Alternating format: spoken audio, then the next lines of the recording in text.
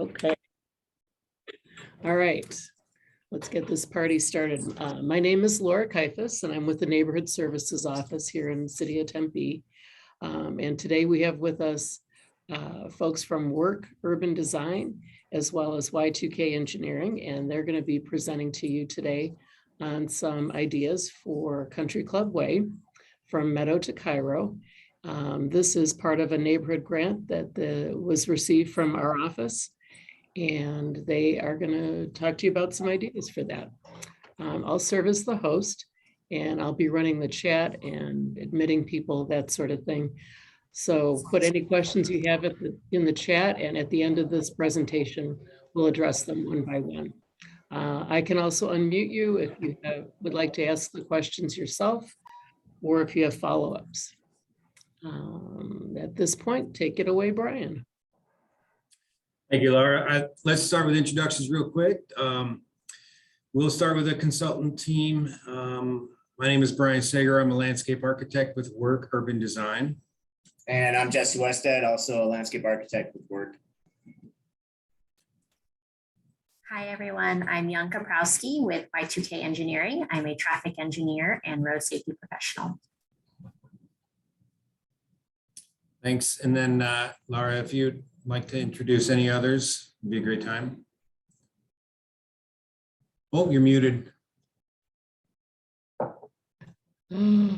Yes, we have Brianne Fisher, and she's with our sustainability office. She's going to be my backup just in case things go awry with the video here.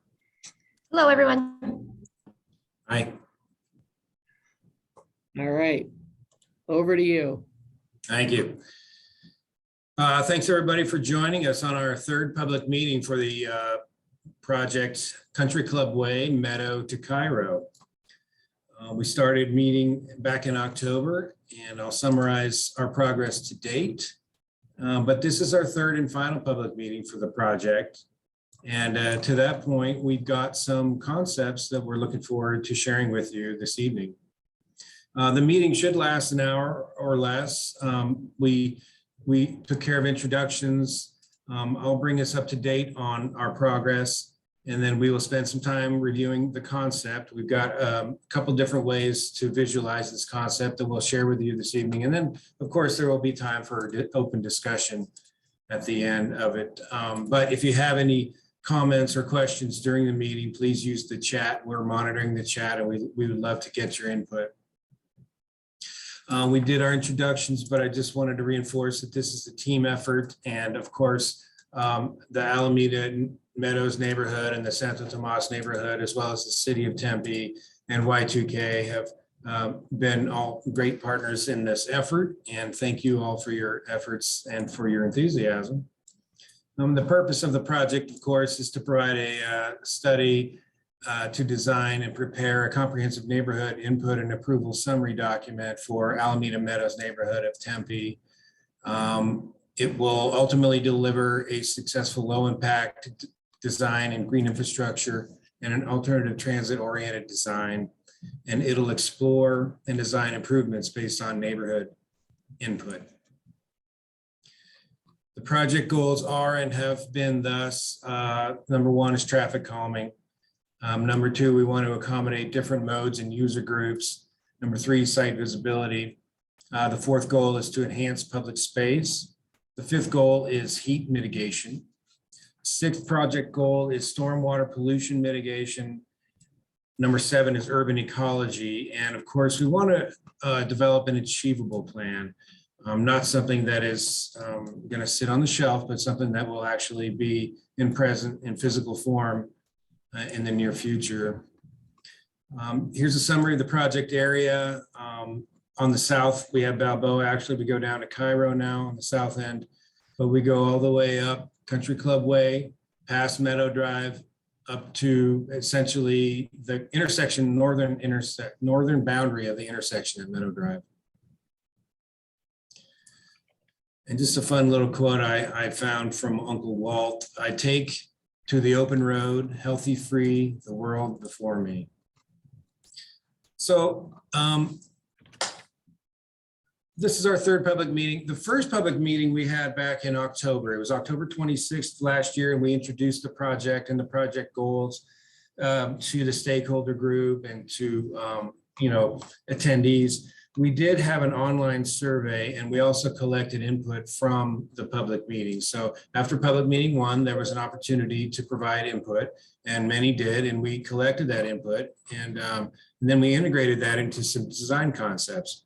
Public meeting two was held in January. It was January 12th of this year, where we showed the feedback we got from the first public meeting survey. And we had some conceptual images about what different traffic calming or alternative approaches might be. And then we did show 3 options for the different areas. So if you attended public meeting 2, you'll remember we had area A, option 1, 2, 3, area B, option 1, 2, 3, and that correlated to the online survey. So if you took the survey, you were asked to select your preferred of 3 options for each of the 3 areas. So we did receive all that input. Thank you if you provided input. That was very helpful. We gathered that in and we used that to guide the design towards its current state now. And I just want to review the survey results with you right now. So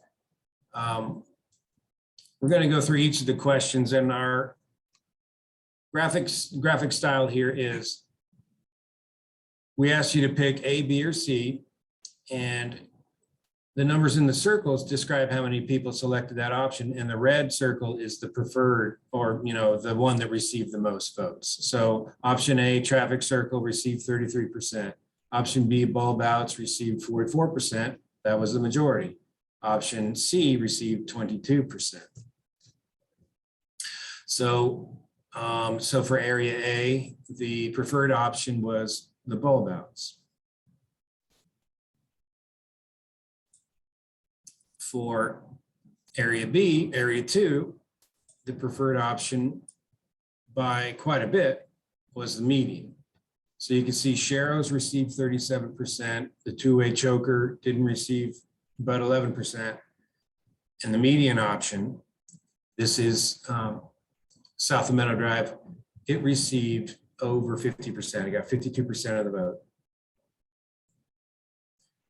The results from area 3, the options down here at the Loma Vista intersection were the two-way choker, which received 50%, B, small bulb outs, which received 21%, and the traffic circle received 29%.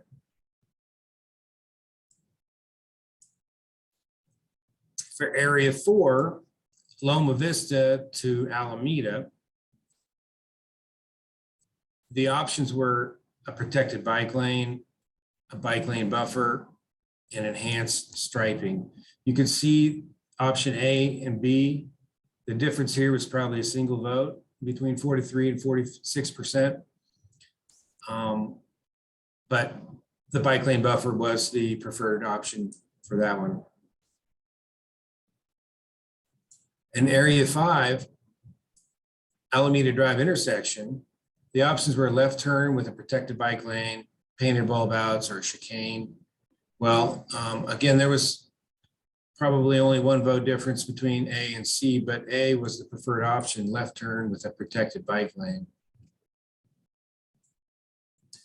Moving south, area 6, Alameda to Cairo.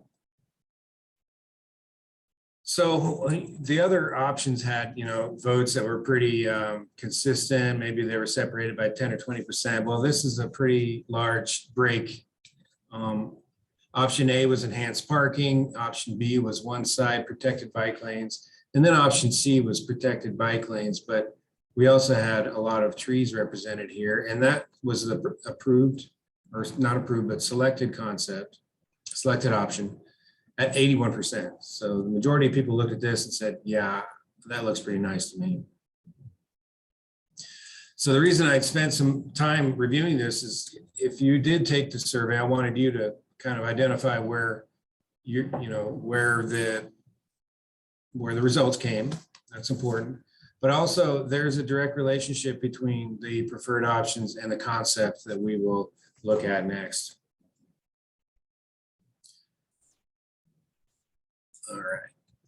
So we're going to start from south and we're going to move north. So we're starting down south at Cairo Drive. And we'll sort of take these section by section, but the preferred option over in the survey, it had planted buffered bike lanes and it had 2 rows of plants. Well, and this is the concept that we have developed, and we have down here between Cairo and Balboa, we are showing that. So we have landscape islands. We have 2-way travel lanes with landscape islands and bike lanes, and we just have trees planted in the medians and on the outside of the sidewalks. The very south end of the project, there's a proposed orbit bus stop and then on-street parking. So part of our graphic is to pull off a section drawing, a section, like we're looking at plan view, which is from above, the bird's eye view. Section drawing is when you look at something in its elevation. So the section representation of that looks like this on screen. So you can see we got 2 travel lanes. We have a planted median, a bike lane, another median, and a sidewalk. It's notable that the blue arrows here represent the flow lines. We've been looking at how water moves through the site. We want to capture the water. A lot of our attention and focus has been on how to utilize green infrastructure or simply rainwater harvesting. And so on our graphics and in the concept, we're showing curbing that has curb cuts. And so those curb cuts are located strategically where water will run down the curb and then into the planter. And our planters are shown as, the grade of the planter is lower than the adjacent pavement. So that sort of forces water into those. The idea here is we're going to capture incidental stormwater flows into these that will help supplement the irrigation for the trees and the plants. We're calling it here a bioswale. That's just simply, strategically planted swale. Okay, so we're moving north now, and I'm using this new approach to present. We're using this new presentation style. So we're just panning through the concept. So now we're looking at Balboa to Alameda Drive. On this section, we do still show landscape islands. The travel lanes are continuous from the previous section. We do show a protected bike lane, some additional landscape on the right side. The bike lane is protected by landscape islands. And then on the left side, we've got a bike lane as well with a bulb out planter. The planter stops and there's this portion of the site right here, which is a good opportunity for an orbit bus stop, but also not having a median in strategic areas allows for the bus to pull over and then yet allows for traffic to pass by as the bus has pulled over. Alameda Drive intersection, this is, this has been a focus of the design, but also a focus of the neighborhood. Right now, as you know, the curb lines are not lined up. You can see that on the aerial. But part of the design here is that we wanted to straighten out the curb lines such that it's a straight alignment between north and south. And that as people are exiting Alameda, turning left or right, but if they're eastbound on Alameda, now they've got a little more direct line of sight to the north. We also show an orbit bus stop on the northwest corner here of Alameda Drive. As you know, orbit buses, they come north and then they turn left onto Alameda here. So this would facilitate that. There's sufficient room for the bus to enter that lane and also to pull over and stop and gather passengers. At each intersection, we're showing, 2 ADA crossing ramps that are aligned with each other. And now let's move north of Alameda. Here we're showing two landscape planters bookending some parallel parking. The parallel parking and the planters delineate a bike lane on the west side. But it also facilitates some incidental parking, and it also allows for a bike lane on the right side, on the east side of the roadway. So we've got two bike lanes, travel lanes, on-street parking. Well, let's go and look at what that looks like in section. So over here, we have a section cut of that. It's pretty simple, right? We've got two 11-foot travel lanes, a painted buffer, a 6.5-foot bike lane, and the sidewalk. And then on the west side, we got 8.5-foot on-street parking and or planting, not and, but or planting. And then we've got our bike lane and sidewalk. So that's a little more of a simple approach.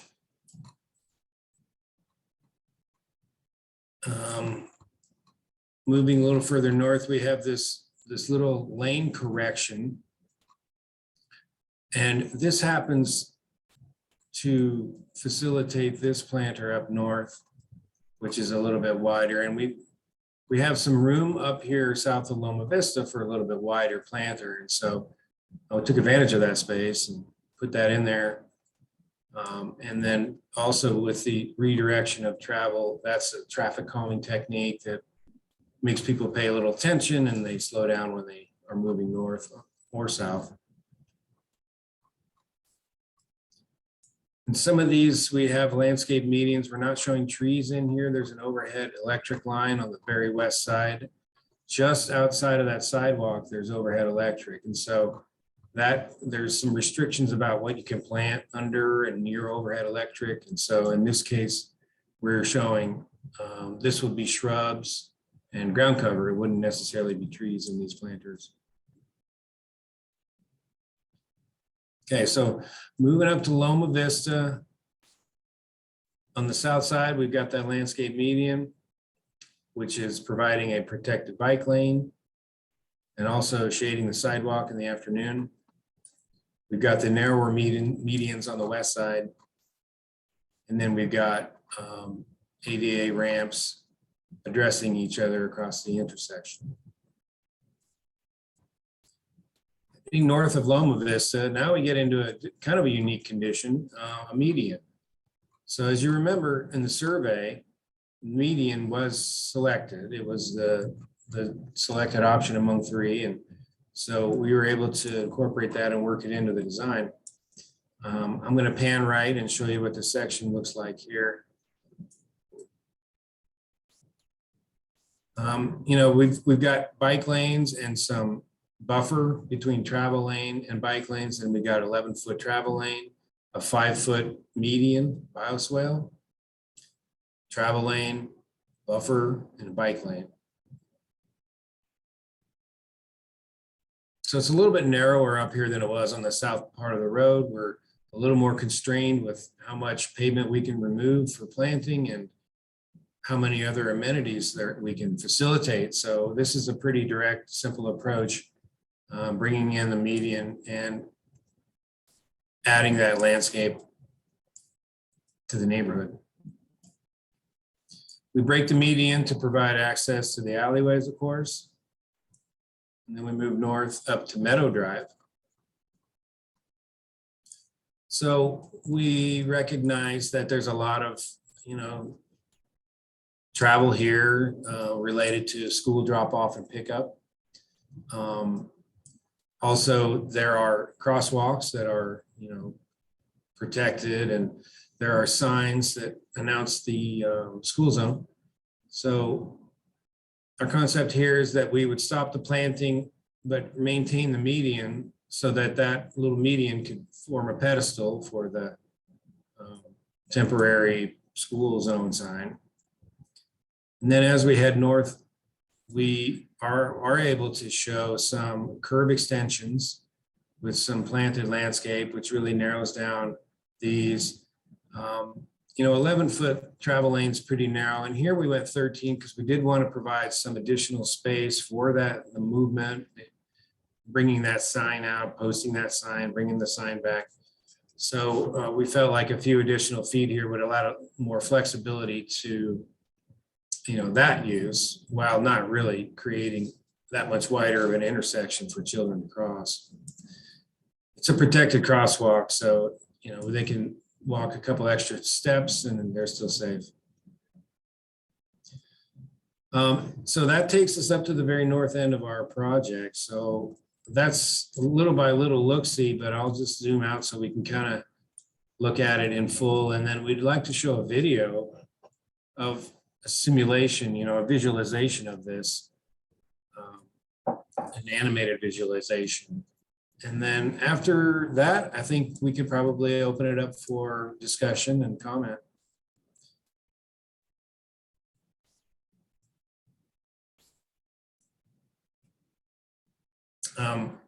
I did want to, before we jump out to the video, I did want to show that, for example, the median right here, if we remember this, here's the median, and then here's how it shows up in the plan. A little bit different, but substantially similar. This section is similar to what was approved. You can't literally translate the concept over. You have to make accommodations for, as you're refining design, to provide safety, but also to stitch the different concepts together, make sure that holistically the entire system works together. So it's not a direct one-to-one relationship between selected and design, but we certainly did bring over the conceptual ideas, and from the survey, what was approved made it over here into the design in a pretty direct and healthy way.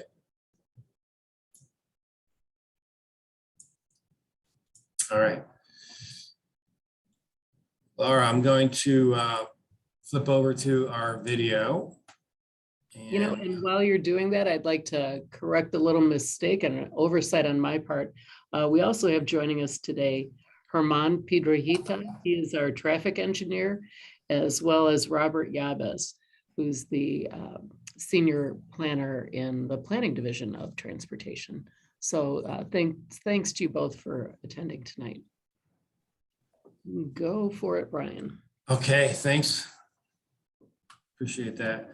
So this is an animation, and it starts in the south end. Yeah, I just thought about where it's Yeah. at. So it's a drive-through video of, it's a model, right? So it's a digital model, but we start at the very south end.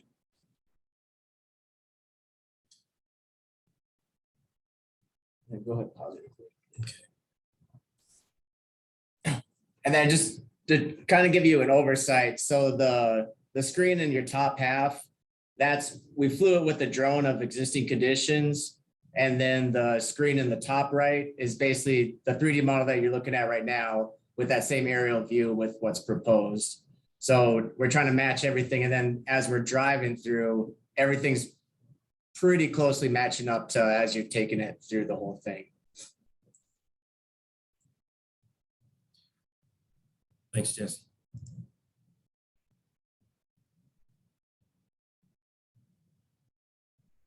So these are the protected bike lanes with the long medians. When we get up to Balboa, the medians are a little shorter.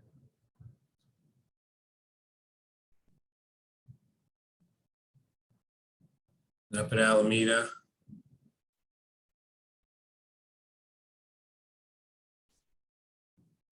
Some wider median there north of Alameda. That's the on-street parking on your left, bookended by another landscape planter.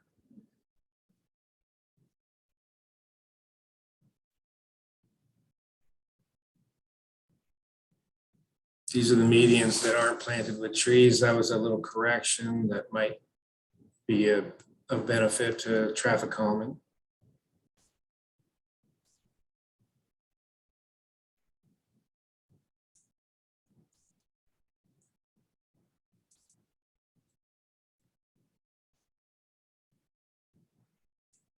Now we're to the north end. There's the school.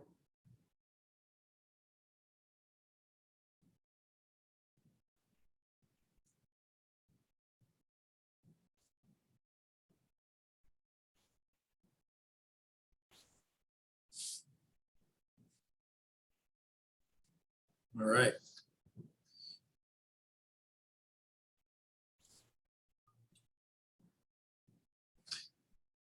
So we can jump back. If you'd like to look at it, the concept, I'll share screen again, but that is the overview of the revised design concept for this project.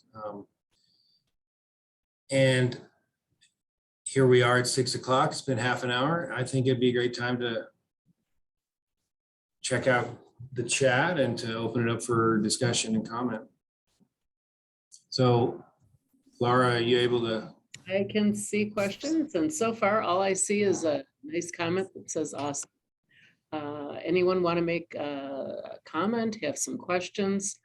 You can unmute yourself if you like, or if you want to put it in the chat, I'm happy to read it.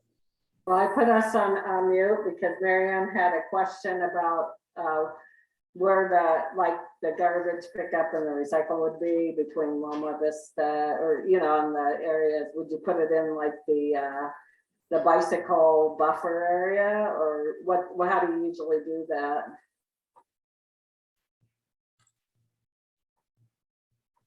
Yeah. Good question. Yeah, I'll share the I'll share the concept again. That we have garbage pickup. So.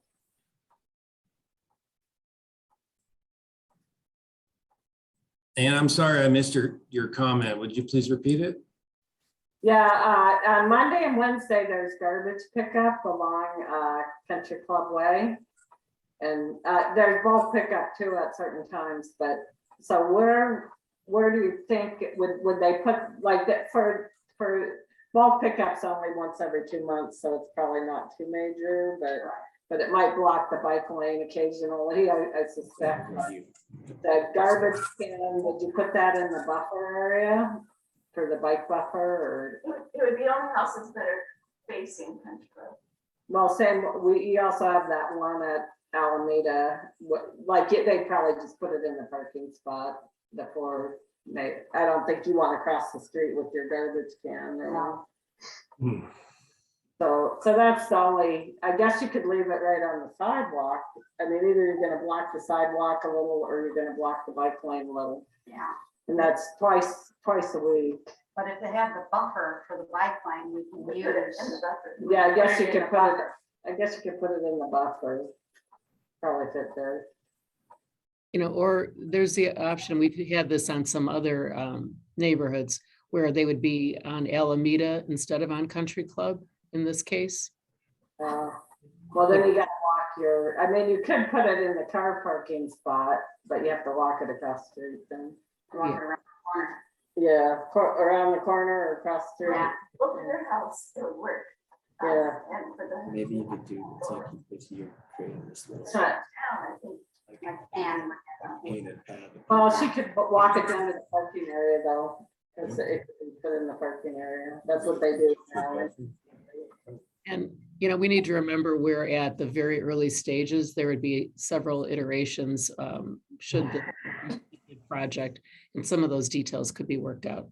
Yeah. I mean, I think there's like putting it on Alameda might work, and then also the people on the other side of the street on the west side could use the parking spots. So. Thanks for your question, Ann. I just- I have a question from Jeff Caslake. Are there any efforts to select female trees to reduce pollen load in the neighborhood? Are we muted? Let's see. No, you're good. Okay. Well, yeah, there are, among different species, there are some varietals that have less pollen load and that flower less, and that's always desirable. Absolutely. So yeah, I mean, what we would want here is a sort of an arid adapted, primarily native plant palette. But there may be some non-natives that still function well. We have other constraints like the size of the canopy can't get too big or else it'll overhang travel lanes, right? So the size of the canopy is a consideration. It's got a single trunk. Got to be single trunk because you can't have a lot of multi-trunks because of both the bike lanes and the side triangle impact that. So there are some very specific requirements when you start selecting trees specifically in streetscapes that, and then among them would be, we don't want to have huge pollen producing plants, but they're organic, objects. They're living things, and so they produce things sometimes that you can't do much else and then clean up after. Chinese pistachios go. Yeah. So we had another question. It was related to parking, and Young did address it somewhat in the chat, but I'll read it for the rest of you who maybe aren't seeing the chat. Will the amount of planned street parking cover the number of cars that currently park on the street? And I don't know if you want me to read Young's answer, but Young states parking occupancy is variable and was not collected as part of this study. During field observations and from the drone aerial survey, there were not an abundance of vehicles parked on Country Club Way. On-street parking is also available on certain side streets. I don't know if you want to elaborate on that any or. Yeah, in that section too, Mary Ann is here and she lives in the strip that has the houses facing, and most people don't park out front. There's a couple, there's the 4 parking spaces is adequate for the park. And then a lot of the houses don't park on the side because it's the side of their house. They actually face either Alameda or Balboa or Cairo. So the only section really that really ever uses parking is Alameda to Loma Vista, and there's 4 spaces, which was enough to cover everybody. Yeah. Thanks, Ann. Scott asks, when would the proposed project begin? That's a super important question. And as Young states here in the chat, we're currently at 15% preliminary design. So it is not programmed for design or construction at this time. Next steps are anticipated to include the City of Tempe evaluating the project and then weighing it amongst our other capital improvement projects and green infrastructure projects. So it would have to go through the normal budget process to be programmed as part of our capital improvement program.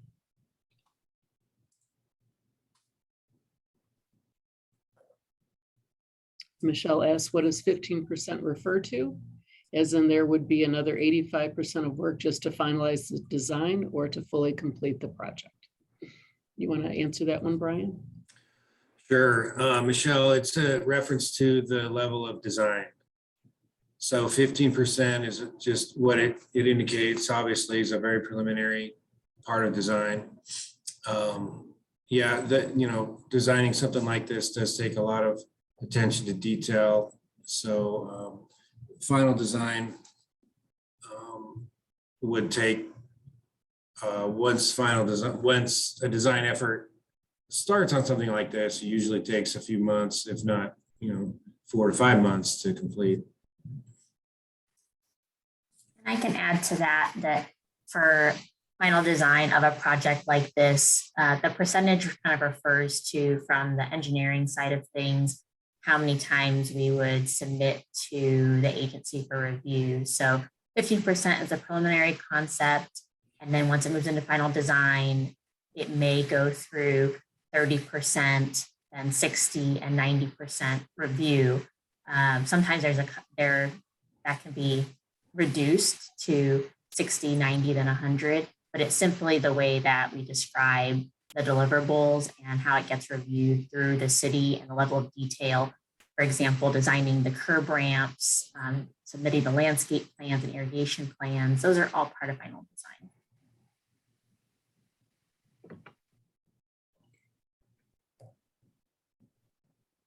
Thank you. Anyone else? Any questions, any comments, any reactions? This is Michelle again. Obviously, this is, there's only funding to get to this part of the program design. When other neighborhoods have done this sort of thing, and made these kinds of upgrades, is anything necessarily done at this stage to kind of move things along or to make the prospects of the project getting more funding more likely? Herman, that one might be for you or Robert, I think.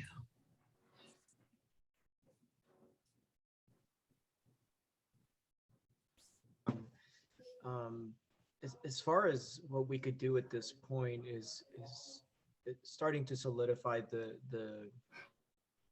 I was going to say request from the neighborhood, but I know that's not the wrong word. Solidifying the preliminary design, and then once we get that, it kind of moves at its own pace, kind of like what Young said. There's certain things that have to be done between certain levels of design, from 30 to 60% or such. So there isn't a lot. I think at this point, if we're able to solidify the concepts, that's probably the best thing that we could do at this point. One thing that I wanted to add to, not to totally get off topic, but regarding the parking, you want to look at it a little bit as a trade-off. You may not get all the parking that we currently have on Country Club, but you're going to get the reduction in speed, you're going to get the livability. And so it's how much do you want to give up and what the street provides now versus what we're going to be able to design and construct in the future. So I hope that kind of answers both questions. If not, please let me know.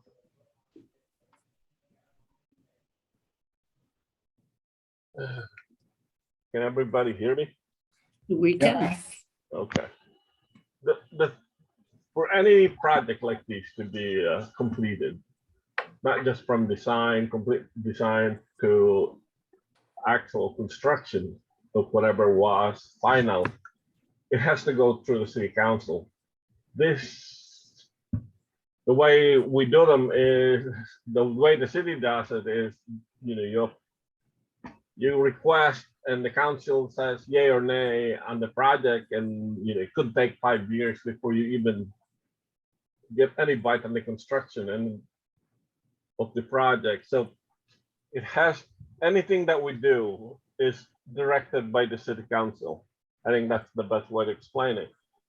So if the council says, yeah, you can get started with design next week, the full design next week, the staff will do the design, and and they will fund it. Council says we will fund the construction as well, then it goes forward. But without the blessing of the council, we don't normally make this go forward. It's the council that makes it go forward. Question. Flashing and cameras. Humor. Okay, well, so the idea of this grant was, so, if we go back, this is Ann, if we go back to the original idea of this grant, was that we're hoping to get designs that the neighborhood could go do a section at a time, and I don't know if there's little sections we could do at a time in this whole thing. So I don't know how, if we can get there with these or not. And then Marianne was asking about, if there's not going to be anything done on here, there's a huge speed issue. You can kind of see that from all the surveys, especially the first survey. I consolidated all the comments and I'll resend those, but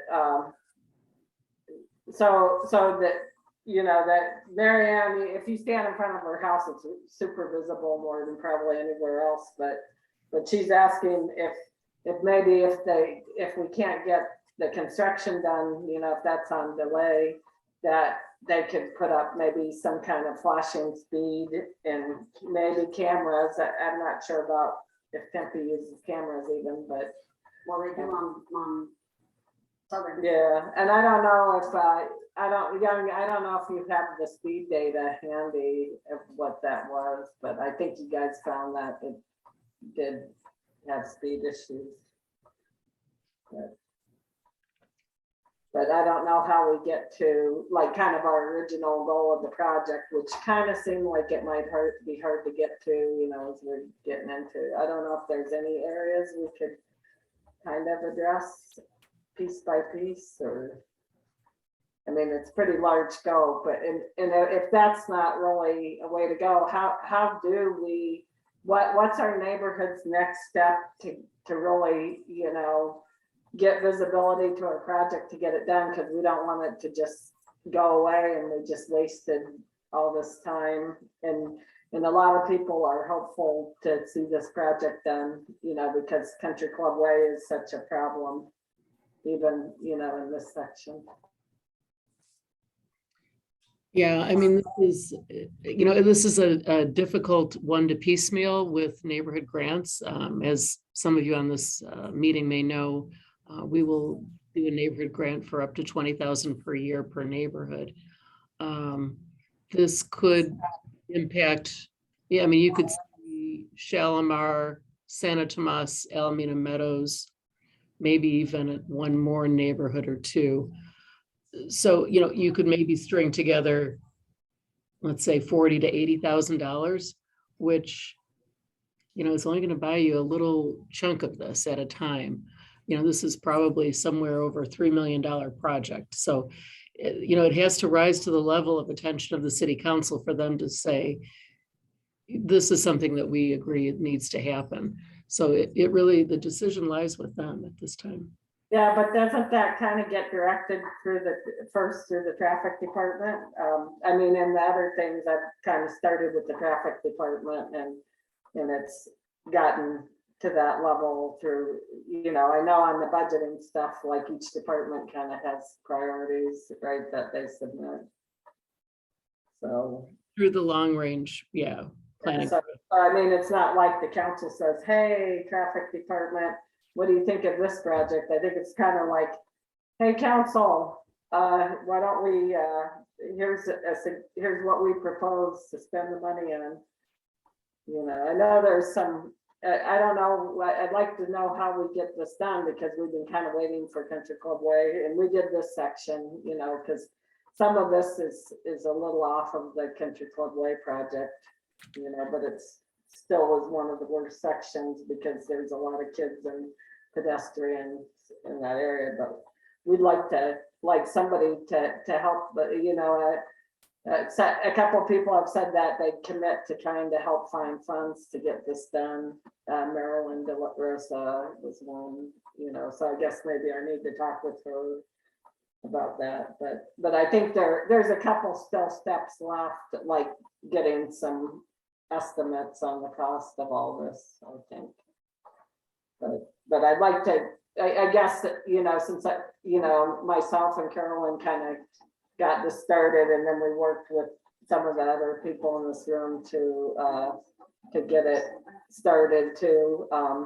We kind of want to know, you know, what we can do next to kind of, you know, get some attention to this project to get it working. I have a question for Herman, the city traffic engineer. Herman, there is upcoming pavement preservation in this neighborhood in the next 5 years, I believe. During that time, would it be possible to do an interim striping between Alameda and Meadow?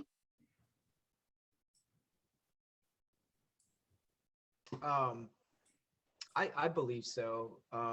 As far as addressing the speeds, I don't know that it would help us. At least to my understanding is that, you know, what really helps us in speed is that physical, basically shrinking of the road. But we can certainly look at that. We're doing on some of our other paving jobs, we are taking advantage of the fact that we're going in and we're doing some concrete improvements and some striping changes. So it's definitely on the table. Thanks, Herman. I guess one of the things that was discussed as part of this project is you see that when it is fully built, the traffic calming comes because of the raised medians and that friction from the raised medians and the landscaping. Without that, as Herman mentioned, it is not intuitive to a driver to slow down, but it is when it gets more narrow. As an interim solution, would the neighborhood be interested in a lower cost traffic calming solution such as speed humps or speed cushions? And I think that would definitely be the way to go in the interim. You get more bang for your buck. Again, not Honestly, there's a lot of resistance to speed bumps. We have them on Loma Vista or Los Feliz. Everybody's shaking their heads. They actually don't work, and I don't want to put them in and then have people say we already got our solution. I feel like I see people just fly over there. You can look back at a study that Steve, the other traffic engineer, did in maybe 2017-ish, where going past Sella Park, I think the average speed was 44, and we have speed bumps. I mean, he had to measure it again because he didn't believe it. I mean, and you know, so no speed bumps for me. I mean, and here's one of the neighbors who lives in France saying, no way. I mean, and we understand that. There's too many. The speeds aren't the only problems on the road. I mean, there's people pulling out of their driveway and almost hitting kids on bikes. There's people parking in the middle of the road. There's people drag racing down our street. That's the speed bumps don't stop those kind of people. We actually we've asked to get this fixed for many years, and what happened was our neighborhood went, I think it was 2015, to the transportation board, and we asked for them to do our section of Country Club Way. And what happened was that they did the study on Country Club Way. They extended the project from Arizona Mills all the way out to the other south side of Tempe. And then after that, they went and got a grant to do the section south of the 60. I can't even tell you how mad that makes me.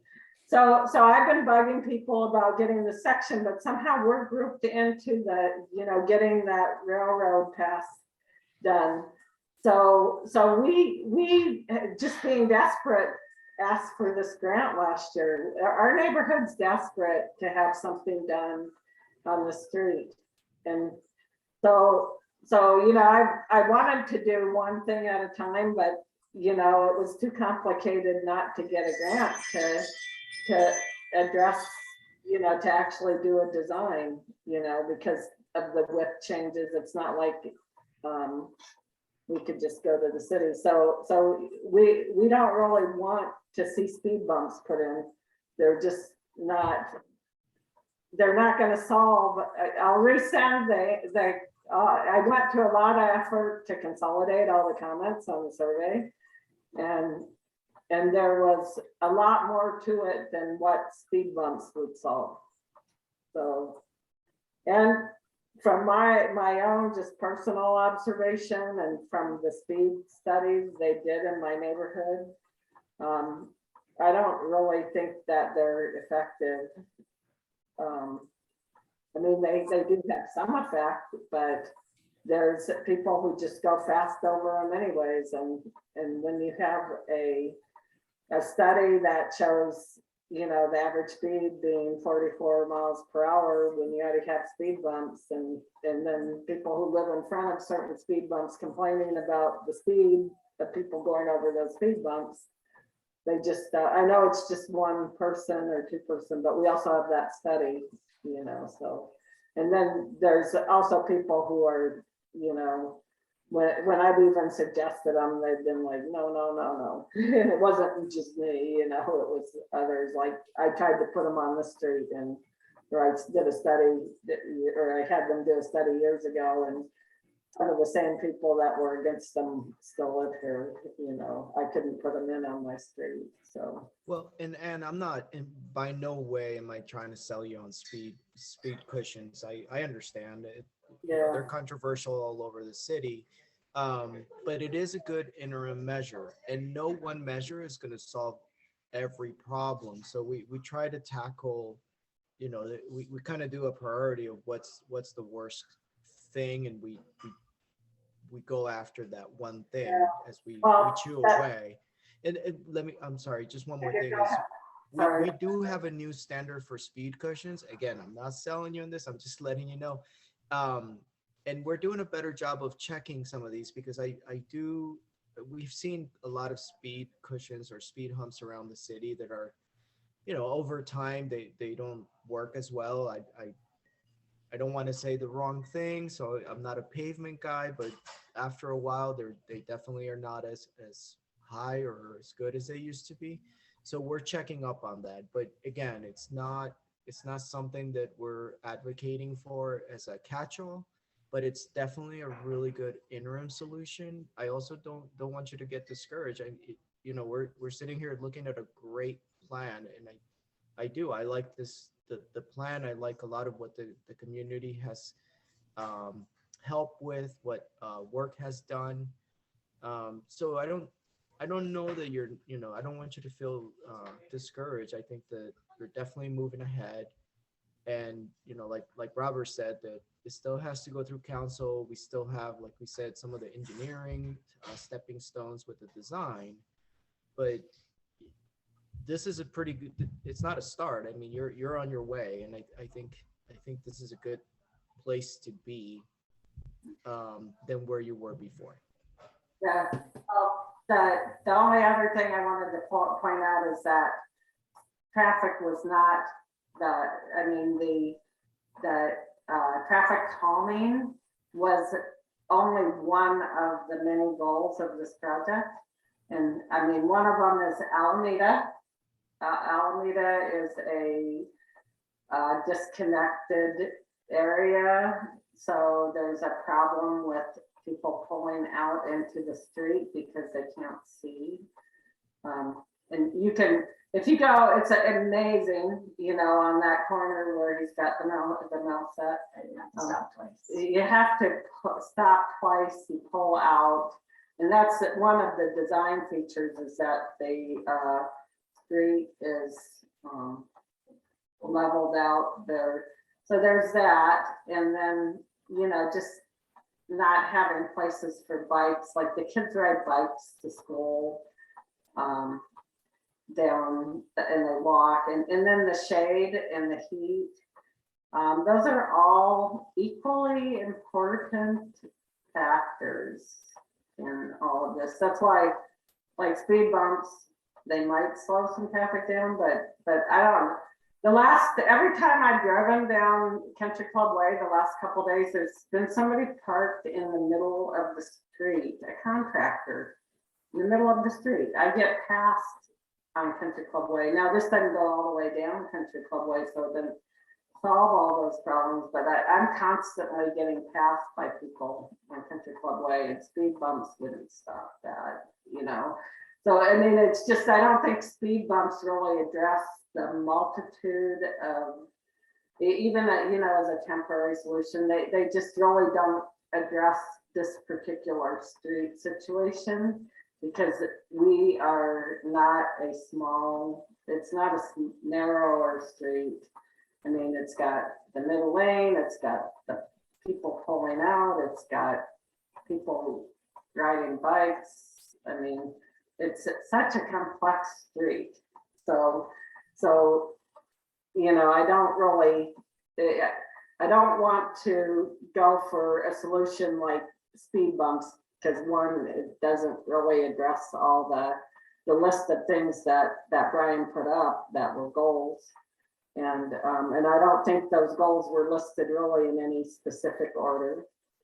And I don't actually think they're super effective, but maybe the improvements you guys have made in the monitoring will help. But But I don't know if you guys have looked at the ones on Country Club or on Los Feliz, you know.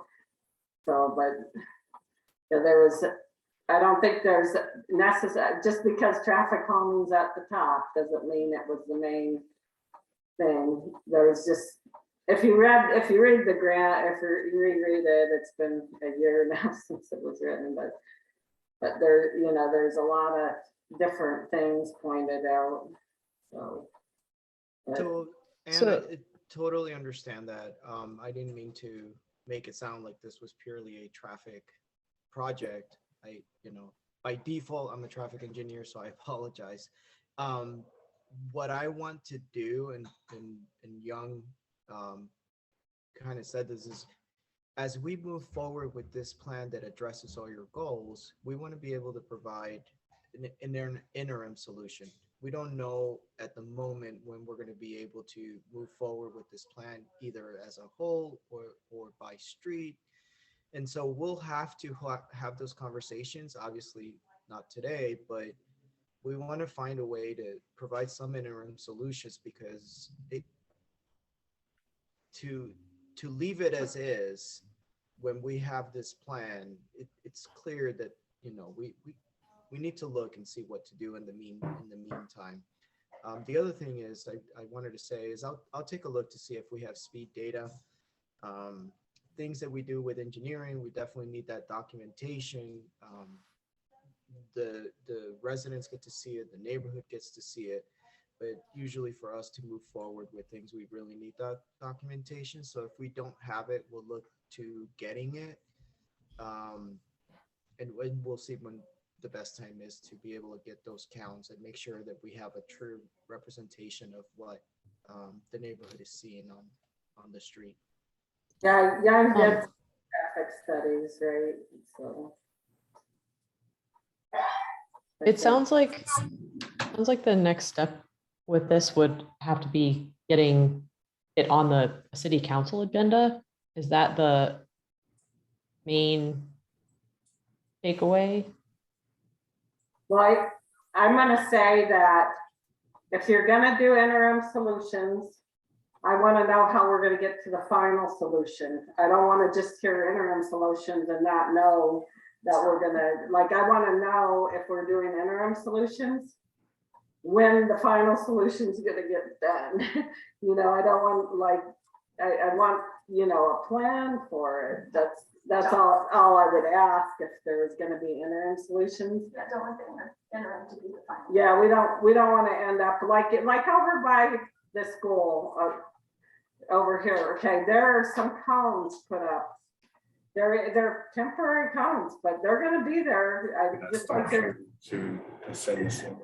never get done. So I want to make sure that, you know, that there's a plan in place. I mean, because Robert Yates can probably tell you that I called him several times about Country Club Way before we did this problem, and then somebody told us they were just never going to do that section. That was somebody else, but and I was like, okay, and that's kind of why we got kind of motivated on this, because we were worried that just our street is on the plan, the whole street, no, but not some of the section, you know. So we wanted to get something done to show that it could be done, but this ended up being a little bigger than that, I guess. So anyways.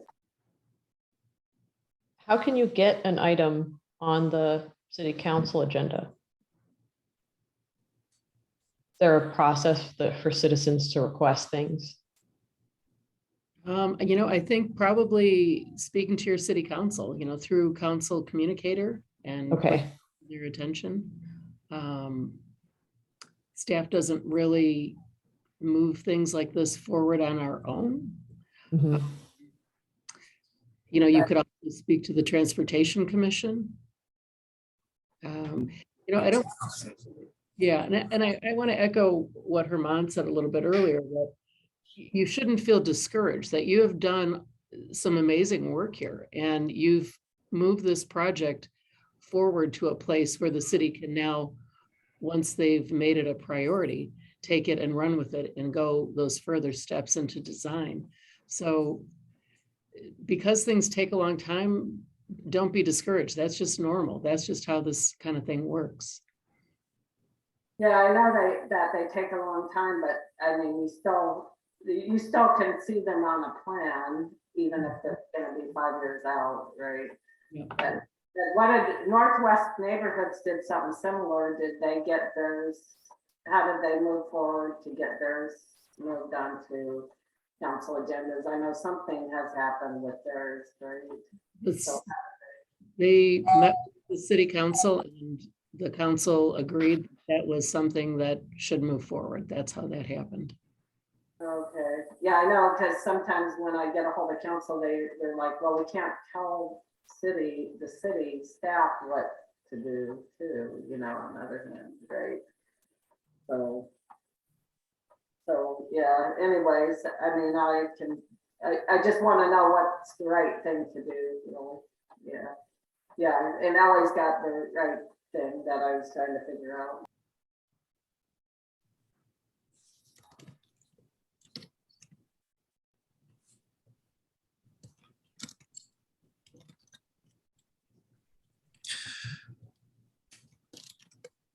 Well, thanks for the great discussion, Ann and everybody. Appreciate all the input and the ability to have this discussion with you tonight. Yep, and I want to remind everybody to take the survey. If you go to www.tempe.gov/neighborhood surveys, it's there. And you can weigh in, give us your comments, your thoughts. We'll make that part of the final report. And I just want to add something too. I mean, for us anyway, like doing the whole 3D model and doing the fly through and trying to go above and beyond for you guys, because I know how much time and effort you've put into this and you guys want to see some change. So instead of us just doing like a typical, like, okay, here's just a little site plan and some like dirtbag elevations and sections, like we want to do something cool. We want to have like, hey, let's get the drone out there. Let's fly this thing. Like, let's do some cool, like put it all together and you have something tangential that you guys can show and start getting some momentum behind this. So I think that's why we wanted to do all these things and just kind of help your guys' team out, because I mean, we appreciate what you guys are doing. Yeah, well, it is really good. So hopefully, you know, that will help get more comments too on this round. You know, it looks really good. I really like everything you've done. I think Mary Ann and some was sitting with some of the neighbors and they really liked it too. They weren't able to get the video up, so that was really helpful for people to see at the meeting, I think. But I love the video. That's why I love all the different views you guys have. I mean, it really makes it easy to see and everything looks great. Looks like there's more coming. Yeah, oh, there's more. Wait, we got to talk. I don't know. Well, I will say, I think you got your money's worth out of these consultants. I'm not going to complain about that. Well, neither are we. I think it's been a great project and I want to commend all of the people that have worked really hard on this, from the neighbors to the consultants. Yeah, I'm just so gung-ho about getting it to move, you know, so I just get worried that, like, because we did do the study, you know, in 2015, and then it just kind of went away. So like, I don't want that to happen. That's why I'm kind of being like this about it, because we already went through this kind of once and we thought something was maybe going to happen, but then they did south of the freeway. So we're really kind of, everybody's pretty bummed out that they haven't got to our section of Country Club Way yet. Yeah. So. All right. Well, you know, we appreciate everybody's comments. We've gone a little bit over. So Yeah. Respect of everybody's time, I think we'll close today and we'll definitely be following up with you.